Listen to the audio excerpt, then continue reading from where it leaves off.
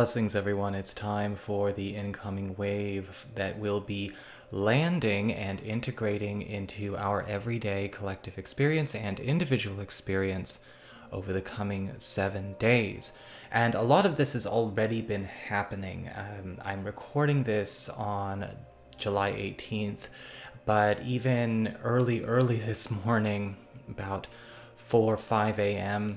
Pacific time, US, Canada, a lot of us have already been feeling this surge of new light coming into our fields. And, for everybody out there who is already playing with the 5D, 6D, fifth, sixth dimensional frequency, it felt like a huge, surge. So for those of you who felt that, you're not alone. Of course, these kinds of energies are all working in the highest interest of all concerned, which is why I don't spend a lot of time talking or complaining or venting about, ascension or spiritual symptoms or healing crises and awakening energies and things like that, because I feel that wastes time. I find it is actually better to, clear it, move forward, and of course integrate and stay productive. But I did want to acknowledge that experience and honor that experience for anyone who was actually with that as well this last 24 hours. Again, the 24 hours of the 17th overnight to the 18th. But as far as what is happening as we go into the coming 7 days, there is this profound wave of a new merge, a merging of worlds going on, with the World card upright, the Temperance card upright, and the Lovers card upright as our big focus, our big energy wave articulator or translator in the tarot. And what I see happening here with the Temperance card in particular is this tremendous wave of intense and magnified healing coming through the planet itself, coming through the collective itself on all layers, levels, and realities and densities at once.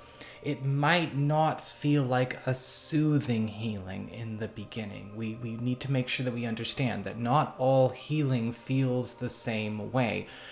It can feel very jolting. It can feel very strange in the beginning.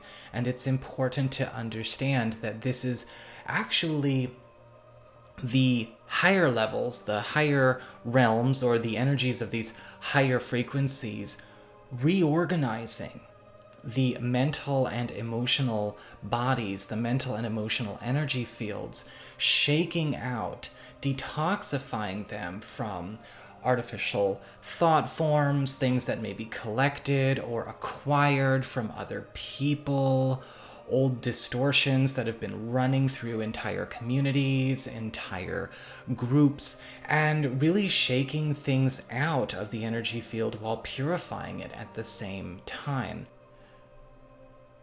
Between the Temperance card and the Lovers and the World, we are seeing this sense of a closing of distances.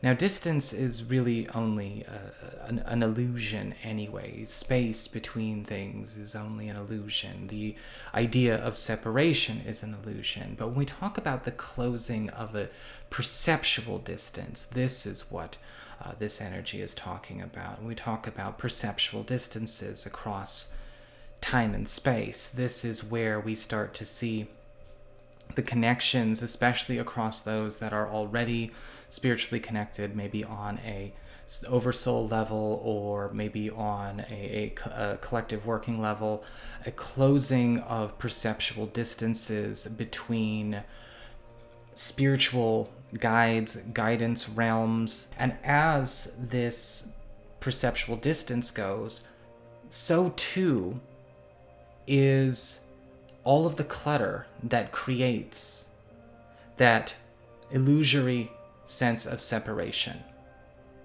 Oh, well, there's the spiritual and then there's the physical. Oh, well, there's the spiritual and etheric and then there's the mundane. There's the non-physical and then there's the external.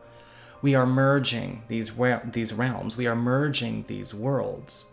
It's not really a good idea to compartmentalize how much you are going to interact with these things if they're coming into one. It's going to be very hard to function as one who is choosing to enforce an illusion of separation when the perceptual distance or the illusion of distance or the density maintaining the illusion of distance is getting dismantled and torn apart. And this is going to allow for more clarity, especially on the mental levels and on the emotional level. And in that clarity comes the opportunity for interaction and continued interaction. What I like about this as well with the World card upright is that the spiritual itself, as it's been this last few months, is increasingly more and more accessible to be experienced, interacted with, and palpable, even for folks who are starting at a base level.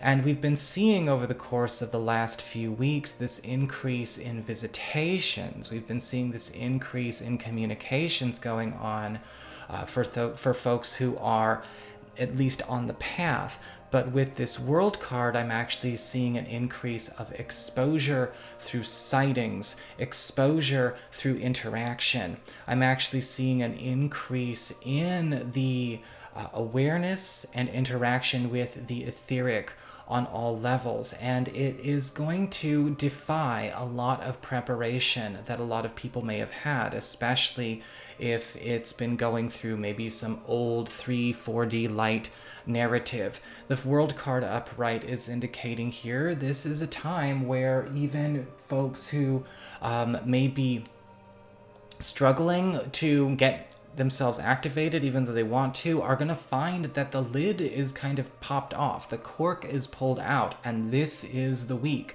where it all starts. Now, it doesn't stay for just this week. Absolutely not. This is kind of the new normal. This is part of the new normal.